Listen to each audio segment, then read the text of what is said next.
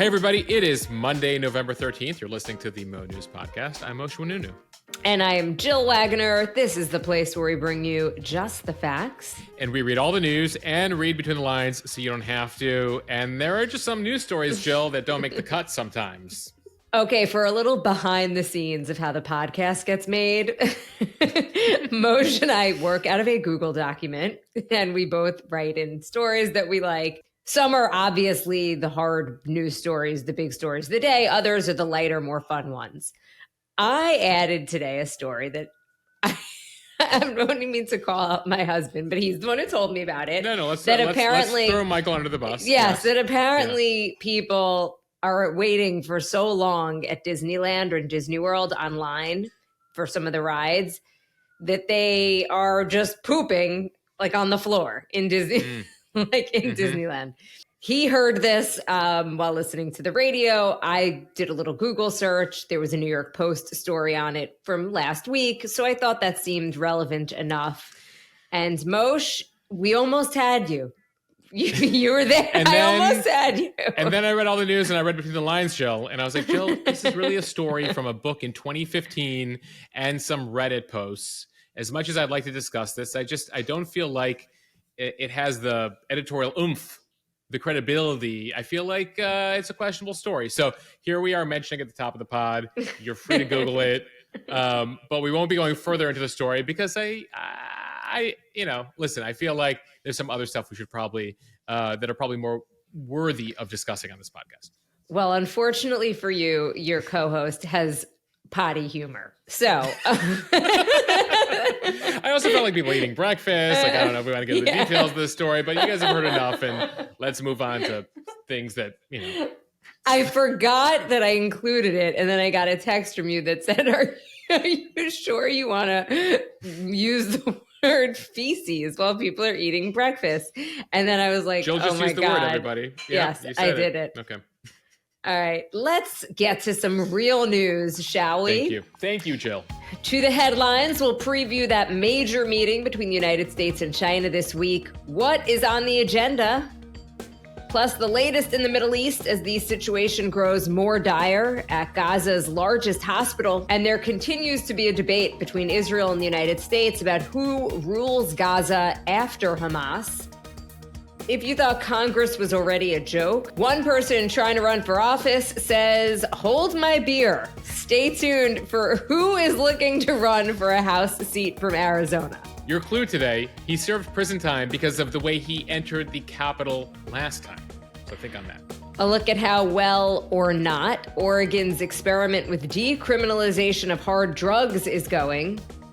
We've got new predictions on which parts of the United States will get the snowiest winter in the coming months. The latest sleep study with some good news for those of us who do not get 8 hours of sleep a night. Another way to live longer, but there is a catch. We'll explain. And is the superhero movie craze over? The newest Marvel movie goes, wah, wah. Wait. Jill, that's the way I wrote the headline. Thanks for reading it. And Moshe has on this day in history. Some Supreme Court history, a little impeachment history, and a classic that you've heard at every wedding and bar mitzvah, and sometimes shows up on the DJ's band list of band songs, Jill. We'll play a bit of it for you today. Do you remember the 21st? It's not that. No, it's not that one. No, it is not. It's another one. Your clue today, it's one of Donald Trump's favorite songs that he plays at every campaign rally.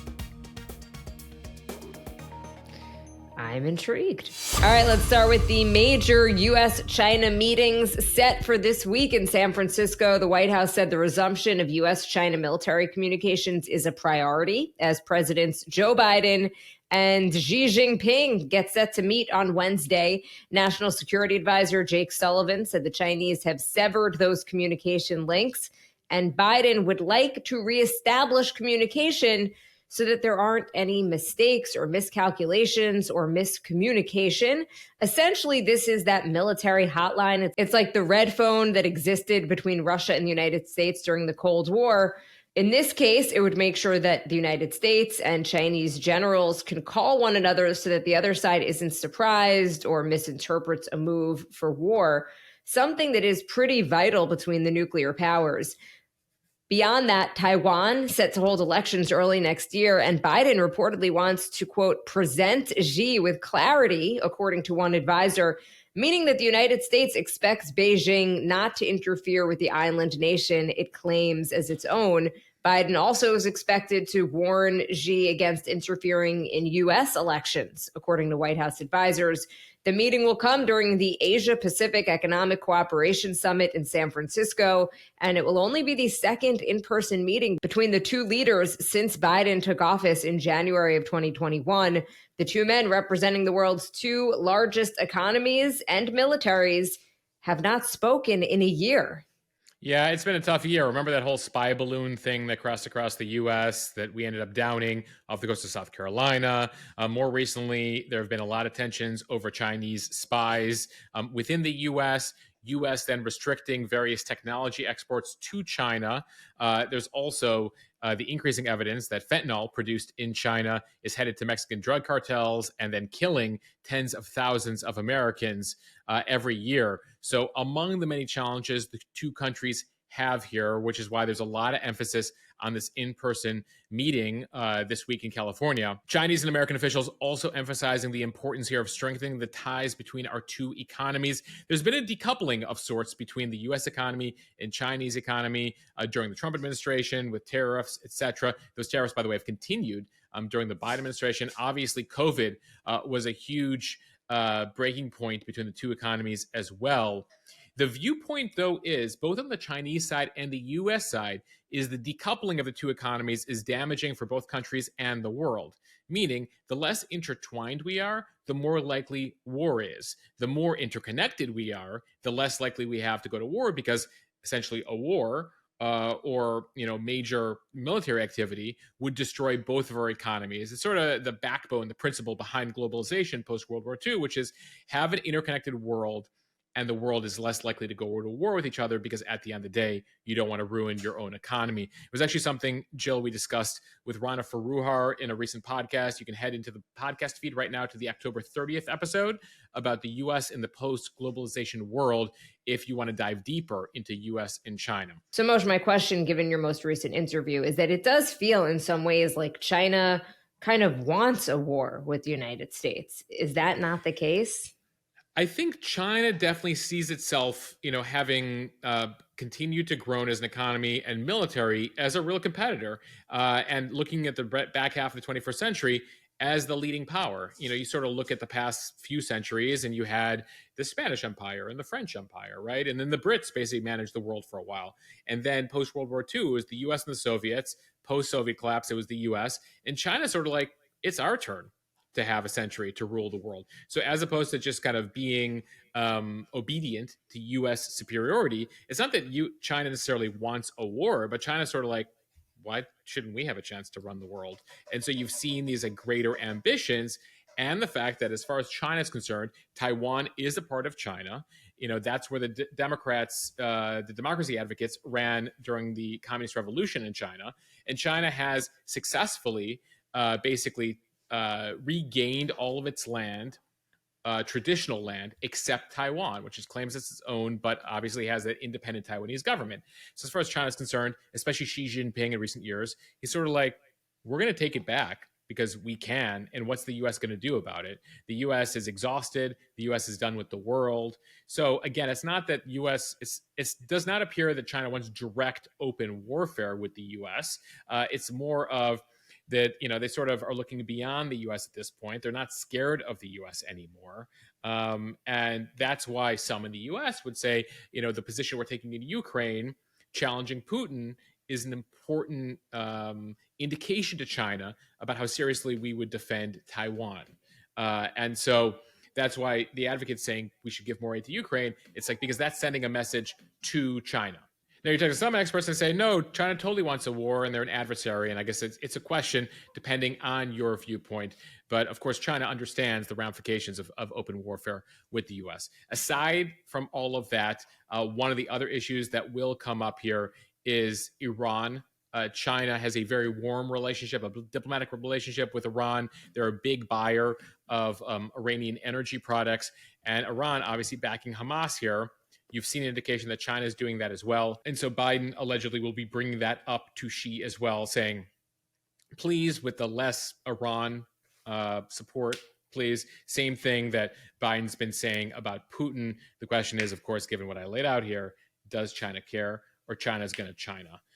Interestingly, Xi will be, beyond the Biden meeting, be having meetings with tech CEOs out in California, many of which still sell products to China. 1.4 billion people there, as well as depend on China for manufacturing. There's been less of that in recent years, but still key. And obviously that business relationship, we talked about the economy here, still very important. Meanwhile, to the Middle East, a crisis at Gaza's largest hospital, where medical staff said more patients are dying because of a lack of power. It comes amid conflicting accounts from Israel and Hamas in Gaza over why a badly needed fuel delivery for the besieged and crumbling facility has been held up. As Israeli troops move deeper into Gaza City, several hundred seriously ill and wounded patients and displaced people have been trapped inside of Al-Shifa Hospital. It is the largest hospital, again, in the Gaza Strip. There is intense close quarters combat taking place nearby between Israeli troops and Hamas fighters, where Israel says Hamas has a massive underground headquarters under the hospital. Hospital personnel said at least 2 cardiology patients died on Sunday,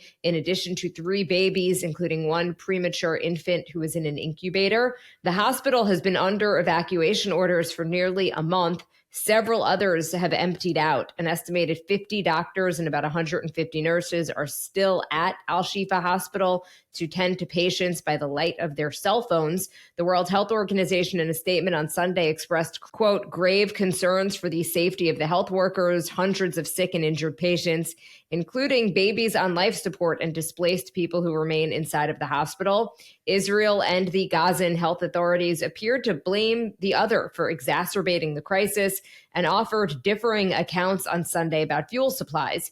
The Israelis say that they offered Al-Shifa enough fuel to operate the incubators and other parts of the hospital, but that the offer had been refused. The Israeli military said in a statement that its troops had placed 300 liters of fuel for urgent medical purposes at the entrance to the hospital, but, quote, Hamas prevented the hospital from receiving the fuel. A spokesperson with the Hamas-led Gaza Health Ministry said it was only 200 liters and that they rejected it because it wasn't enough and they didn't want Israel to get credit for delivering fuel. This is according to the Associated Press. The Biden administration warning Israel on Sunday against engaging in further combat in hospitals in Gaza, even while it also agreed with Israel's view that Hamas is using hospitals and civilian facilities to shield its fighters and store its weapons. What a messy situation and tragic for the people there. 300 liters, 200 liters, where did you leave it? Who gets credit? And in the meantime, you now have babies and elderly and sick people dying. For what? Right. And the Israelis are saying, we've given you a month's notice to evacuate it. And the doctor's saying we couldn't evacuate. And then Hamas preventing certain things from going on and continuing to use the facility. And the Israelis, saying, well, we have to get through this facility in order to complete, the destruction of Hamas here. It's just tragic to watch what's unfolding there. Jill will continue to follow it on our Instagram account. It does come as the Israeli Prime Minister, Benjamin Netanyahu, said over the weekend, the Israeli military will be the only force that will take military responsibility for Gaza after the war and guarantee Israeli security. It comes as there's a larger debate over who controls Gaza after the assumption is Hamas is destroyed. The Israeli prime minister is saying he sees no administrative role, at least in the beginning, for the Palestinian Authority, which controls the West Bank, at least in its current form. And these remarks by the Israelis appear at odds with the Biden administration, which has indicated the Palestinian Authority is the preferred choice. That is, despite the fact that they have rampant corruption and questionable backing amongst the Palestinian people. The U.S. says, good enough for us. The Israelis say, not so fast. Israel has been vague about who might administer Gaza for how long after Hamas is pushed out here. In the meantime, the war continues block by block. So I was watching that interview with Benjamin Netanyahu and CNN on Sunday, and Netanyahu's argument was basically, look, the Palestinian Authority, it has been over a month, and they have yet to condemn the Hamas attack, the massacre on October 7th. And his other argument was, look, we withdrew from Gaza entirely, removing all of our civilians. Right, back in 2005. Gaza, yes, back in 2005, Gaza elected Fatah, or the Palestinian Authority, and Hamas. Hamas basically butchered the Palestinian Authority. They didn't fight back. They showed that they were unable to control Gaza. So how can we trust them with Gaza again? Right. And you have the U.S. saying, please give them another shot here. We'll back them up this time. And the Palestinian people would prefer to be ruled by their own people, albeit by a corrupt Palestinian Authority, then, of course, administered by Israel or some third party. That said, the war continues here. More than 11,000 people have been killed in Gaza, according to Hamas. On the Israeli side, you have more than 1,200 who were murdered in that October 7th attack, as well as several dozen soldiers since then.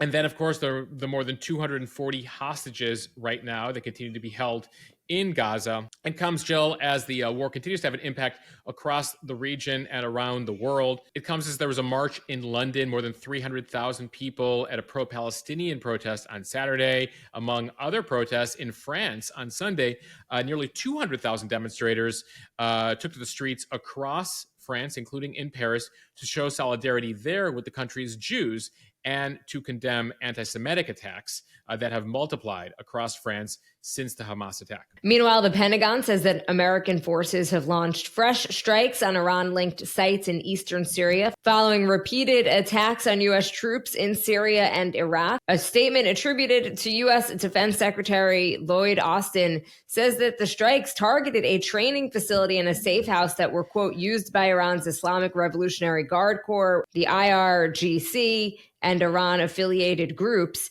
On Sunday, President Biden discussed efforts to secure the release of the roughly 240 hostages being held by terror groups in Gaza during his latest phone call with Qatar. Yeah, Biden noted that one of the hostages actually is a 3-year-old American toddler whose parents were killed by Hamas on October 7th, according to the White House. The White House highlighting this specific young American hostage for what appears to be the first time. Jill, these negotiations continue. The Israelis believe that Hamas is dragging it out here in order to increase the number of civilian casualties in Gaza and get a ceasefire from the whole deal, that they're not moving as quickly as they would like. Right now, Israeli and U.S. officials said that one of the ideas that has been discussed for a couple days is a deal to release about 80 hostages, women and children who were kidnapped. In return, Israel would release Palestinian women and teenagers who are being held in Israeli prisons after being convicted of charges mostly related to involvement in attacks against Israeli soldiers and civilians. Jill, it comes as Arab and Muslim leaders from more than 50 countries met in Saudi Arabia over the weekend. It was a major summit between the Arab leaders, the Muslim leaders. They couldn't agree on much, though. Notably, Iran was there. The Syrian dictator Bashar Assad, who's been let back into the Arab community of leaders in the last year, despite the 10-year civil war and the terrible things he committed in Syria. And so there are some in the Arab world who want to keep their diplomatic ties with Israel. Other countries saying we should be calling for the destruction of Israel. Some of those countries saying, no, we have relationships like the UAE, Bahrain, Morocco, etc. And so they basically came with no real agreement from that summit over the weekend. Quickly, just back to what you were saying, that, some say Hamas is dragging their feet with the hostages. Like, of course they are. They could have released all of them. They never needed to take them. I just find it so frustrating, all of these reports that are like, hostage release imminent. And nothing happens. I mean, it's total psychological warfare. And I just think as the media, we have a responsibility to just not play into it. They could release the hostages anytime they want, and they're not. Holding a 9-month-old. They're holding elderly people. They're holding disabled people who are not combatants, and so ultimately here they have a strategy here, They also want to engage in psychological warfare against the Israeli population. And you saw a major protest in Israel over the weekend, with people who are saying that literally our countrymen are being held, and they're putting pressure on Netanyahu to do whatever he can do to get those hostages out, which is playing into Hamas's hands. So, whole separate conversation, but an important note, Jill. Time now for the speed read from Fox Weather. Meteorologists with NOAA, the federal agency in charge of monitoring weather and climate, have released the agency's annual snowfall predictions. The map shows that the typically snowy Great Lakes region and northeastern United States might see less snow this winter, while the southern U.S. and Great Plains could be in for a more than average snowfall. Moshe, I don't know how much less snow we could get here in New York. I don't think we got half an inch last winter.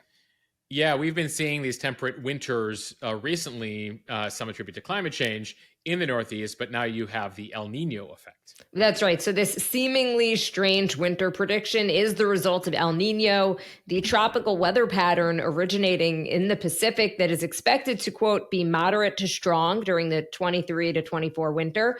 In a normal winter, January through March, the jet stream pushes south, nudging storms down.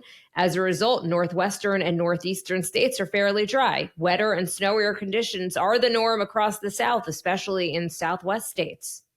So the stronger El Nino is, the larger role it plays in our weather patterns. According to NOAA, these regions and cities may experience higher than usual levels of snowfall. That includes California. Of course, California, you guys saw massive snowfall last winter. Southwestern mountains, DC, Baltimore, and central East Coast may see more snow than the Northeast. To come to their predictions, the scientists studied previous moderate to strong El Nino winters to get a sense of what the upcoming winter may look like. The researchers included a map of the previous 13 similar winters that were studied to make these predictions. But keep in mind, all of you know because you watch the weather report and then see the result, this is just directional, not absolute. NOAA, in its press release, notes, Jill, there's snow guarantee in this business. El Nino nudges the odds. Didn't. Oh, they went there. There's snow guarantee in this business. El Nino nudges the odds in favor of certain climate outcomes, but never ensures them. So, they can't make any promises to you. They're just looking at previous indications. But if anything has been realized in the past couple of years, Jill, who knows with the weather anymore? Things are totally wackadoo. That's my professional scientific term. All right, from the Wall Street Journal, a look at the drug decriminalization experiment in Oregon. Nearly 3 years into a plan that proponents hoped would spark a nationwide relaxation of drug laws, many in Oregon have now turned against the decriminalization initiative. It was known as Measure 110. It passed with 58% support back in 2020, but now people sprawled on sidewalks and using fentanyl with no fear of consequence have become a common sight in cities like Eugene and Portland. Business owners and local leaders are upset, and so are liberal voters who hoped that decriminalization would lead to more people getting help. In reality, though, few drug users are taking advantage of new state-funded rehab programs. Change now appears likely. A coalition of city officials, police chiefs, and district attorneys recently called on the state legislature to recriminalize hard drugs. A measure to do so is in the works for next year's ballot. A recent poll found the majority of Oregonians support the idea. The fundamental problem, according to law enforcement officers and researchers looking at what's been happening in Oregon, is that the threat of jail time hasn't been replaced with a new incentive for people struggling with addiction to actually get the treatment. About 6,000 tickets have been issued for drug possession since decriminalization went into effect. But of those 6,000, just 92 of them have actually called and completed assessments needed to connect them with services. The problem, the only penalty for not following up on that ticket is a $100 fine, which is rarely enforced. Before the law went into effect, people caught with small amounts of drugs were typically given the choice of a court-mandated rehab or criminal sanctions, such as jail time or probation. But now, there's no potential criminal time here, and basically it's up to you to go get your rehab. So what's happened? In the last year, fatal overdoses are up 23% in Oregon. It is now third in the nation in fatal overdoses when it comes to drugs, behind Washington and Nevada. Now, advocates who said, no, give this more time, they blame the drug decriminalization problems on the rise of fentanyl and increased homelessness. So they say it's not the program, it's that fentanyl has come into effect. Either way, many Oregonians say, we don't care why this is happening, but we think we need to go back to what was happening previous to this. Back in 2020, about 11,000 people were arrested for drug possession in the state. That dropped by more than half, by almost 2/3 actually by 2022, when 4,000 people were arrested. Interestingly, you noted other states were looking at this, and then Washington State has been following this. They were going to follow Oregon's lead. They've been watching what's happening across the border. And earlier this year, the governor in Washington signed a law that boosts funding for treatment while maintaining criminal penalties for drug possession, saying, he doesn't really want to follow the Oregon model anymore. From Insider.com, remember the QAnon Shaman with the horned hat who participated in the January 6th insurrection at the Capitol? Jill, who doesn't remember that guy? He's back. Jacob Chansley is actually what his name is, and he wants to return to the scene of the crime. Permanently, like for a 2-year term. He rose to American infamy as the face of the January 6th, 2021 siege on the U.S. Capitol. And after 2 years in prison, he now thinks that he might like to work in the building that he attacked. Chansley is considering running for a U.S. Congress seat in the 2024 election, representing his home state of Arizona. Only if he wears the horned hat, Jill. I feel like that would help him. Well, it would certainly help him with like name recognition or something. He recently filed his initial paperwork with Arizona's Secretary of State's office, indicating that he planned to run as a libertarian for the state's 8th congressional district. The current Republican congresswoman who holds the seat for the district in the suburbs of Phoenix says she's retiring in January. So if you thought George Santos was a joke, this guy says, hold my beer. I've served 2 years in prison for engaging in the insurrection, and I think I want to be a member of Congress. So just to recap on him, he was given a 41-month sentence. He served 27 months behind bars, so just over 2 years. He's one of the more than 700 people who've been sentenced in relation to January 6th. Once released, he suggested he wanted to reverse his guilty plea. He pled guilty, Jill. He now says, no, actually, I was not guilty. I don't believe I was guilty for the entire thing. He took a guilty plea to get that reduced sentence. Now, notably, as a convicted felon, he can't vote, meaning he can't vote for himself. But that does not prevent him from running for office. That's one of the things that's come up with the whole Trump indictment thing that many of you ask about all the time. If Trump's convicted of this, can he still be president? I'm like, yes, he might not be able to vote for himself, but he can still be president. That's the way our rules work in America. So now we're going to watch this congressional seat race in Arizona. Will be one of the more interesting elections we're watching next year. I don't imagine Chansley has much of a chance here, but still will be entertaining to watch. And Jill, I mean, maybe he, and Jill, maybe he, learned a lot from his entire mistake and his prison sentence and his insurrection. And maybe he wants to solve things for America. I don't know. Maybe not. Back to the Wall Street Journal. There is hope for those of us who live and sleep in the real world. Getting less than 8 hours of shut-eye a night does not mean you are doomed to an early grave. A recent study looking at sleep and longevity found that sleep regularity, going to bed and waking up at consistent times with few mid-slumber interruptions, matters more than how long you sleep. Very interesting. So sleeping 6 hours every night on a consistent schedule was associated with a lower risk of early death than sleeping 8 hours with very irregular habits. So as long as you're on the right schedule and you're on the same schedule, that actually, according to this study, this is very interesting, matters more than sleeping longer. You just got to wake up and go to bed at the same time. Yeah, the study adds to a growing understanding of the links between sleep and longevity. Research in recent years has shown not only how important sleep is for health and lifespan, but also that the duration of sleep is not the only thing that matters. According to Matt Walker, a neuroscientist and director of the Center for Human Sleep Science at the University of California, He says, quote, "We have been missing maybe half of the story. Not just how much you sleep, but the regularity with which you sleep has now come onto the map and exploded as perhaps the most important thing." So Moshe, I guess if you're sleeping like 1 a.m. to 7 a.m., but you're doing it every day, I guess that's okay. Sounds like someone I know, Jill. Though in the last 7 weeks now, around 4 a.m. there's a feeding. That's to wake me up. Anyway, yeah, I feel like as a parent of young children, everything is thrown out the window. But hopefully at some point, I'm told it stabilizes. So here are the numbers right now from the CDC. More than a third of Americans don't get the 7 to 9 hours of sleep recommended by sleep and medical organizations. Roughly 20%, 1 out of 5 Americans, report rarely or never waking up feeling well rested. That's according to a U.S. News and World Report survey. Back to this study here, published in the journal Sleep. Jill, do you get that journal? I don't, Moshe. I don't know if you were expecting me to, but no, I don't. I feel like if you're the editor of the Sleep Journal, you're like, okay, we need a new topic for next issue. What's our new angle on sleep? Naps. I guess there's always. Let's talk about naps. Napping.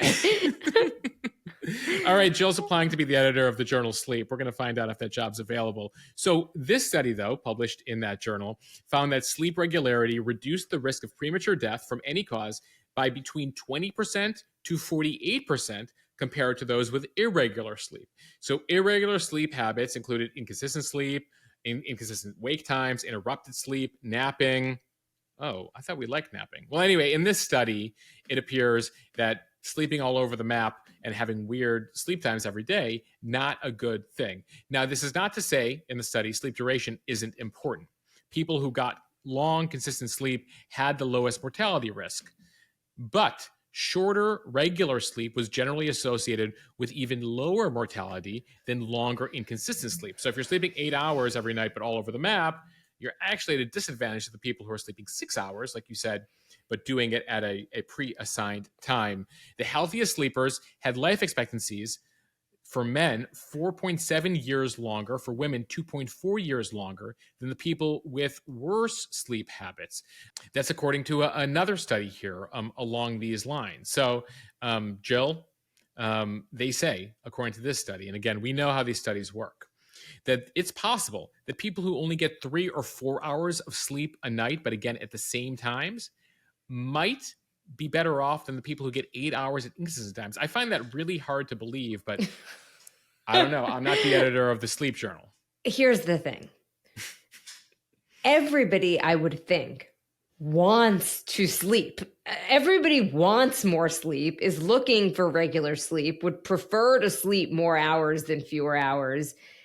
We just can't for various reasons, kids, etc. So that's where these studies frustrate me. The same way that I was a little frustrated with that other study that was like the 8 things you could do to live longer. And it was like, eat well, sleep well, don't smoke, don't drink. Tell us something we don't know. This was pretty interesting. This is interesting because I didn't know about the regularity thing, and that's certainly something to keep in mind. And some of you probably, have sleep like clockwork, and some of you don't. And so if you can, it sounds like if you can start to get your sleep on a regular path, it appears here based on this study that it's at least not going to hurt you. Always the optimist, Moshe.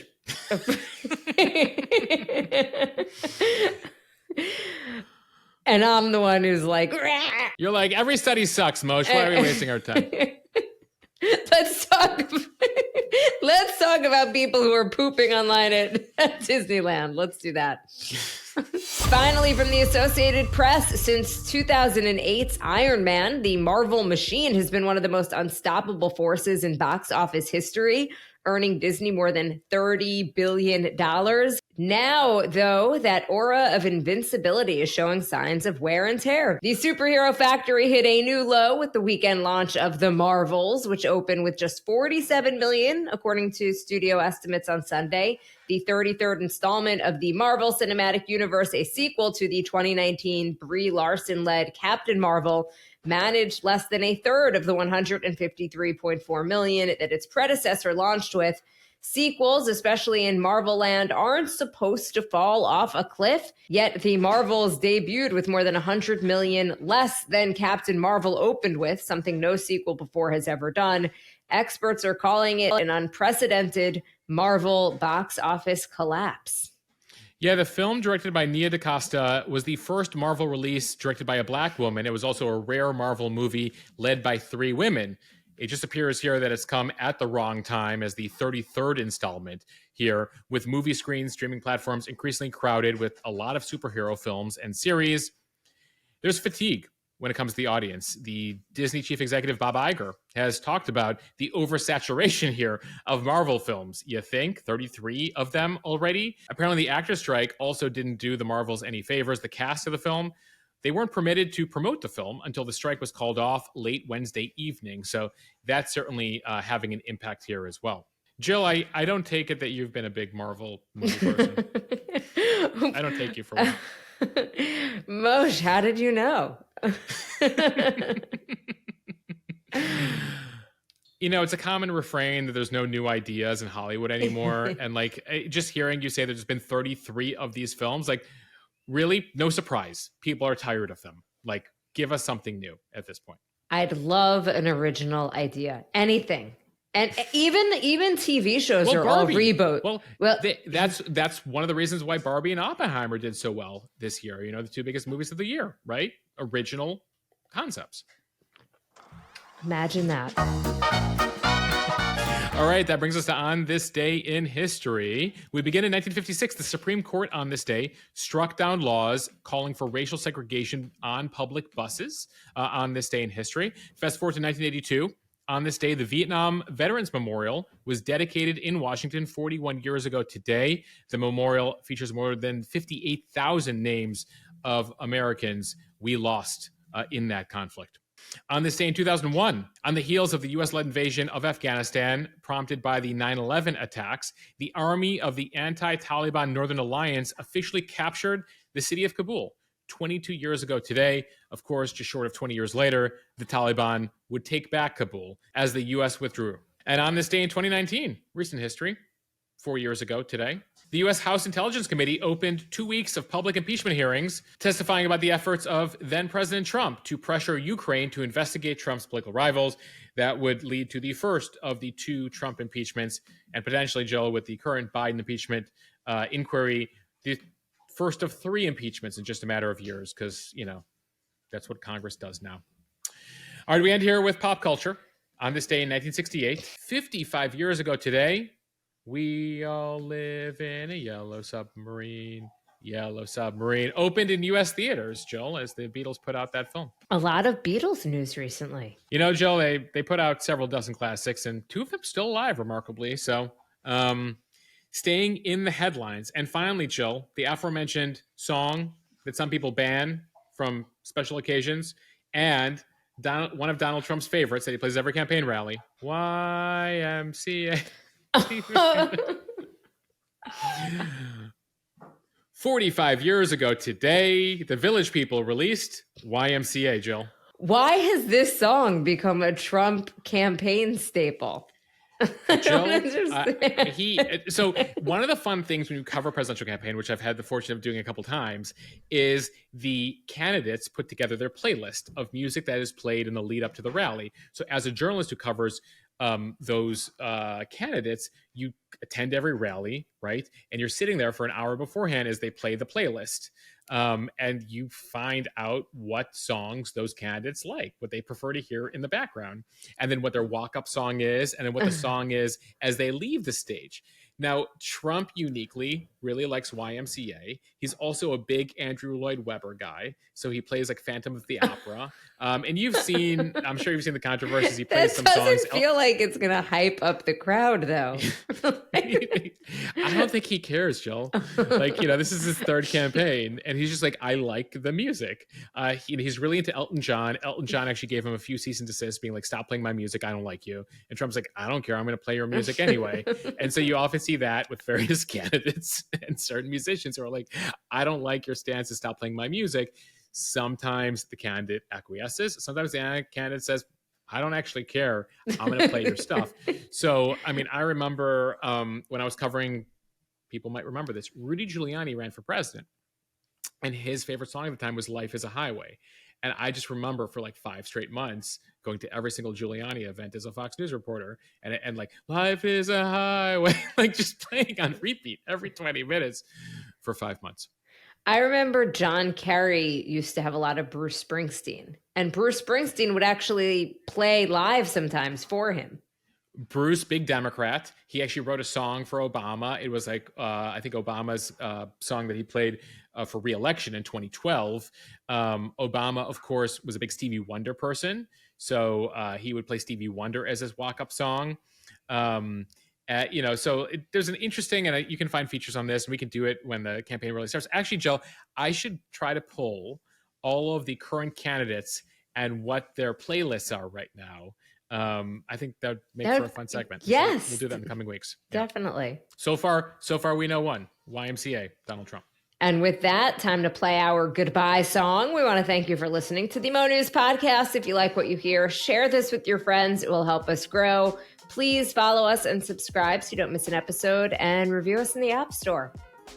And thanks to all of you who have joined Mo News Premium over the weekend, just $7 a month for deep dives, your questions answered. We put up the latest edition of our candidate deep dives. We did a deep dive into Nikki Haley over the weekend. So anything you ever want to know about Nikki Haley, we have up on the Mo News Premium Instagram page that follows our deep dive into Vivek Ramaswamy. Jill, in the coming days, will be putting up one on RFK Jr. As we cover all the candidates who are running for president this year. Again, you can join Mo News Premium for that, as well as the Premium Podcast, as well as just knowing you're supporting us over at mo.news/premium, just $7 a month or $70 a year. There's 2 free months on the annual package. Okay, bye everybody. Later.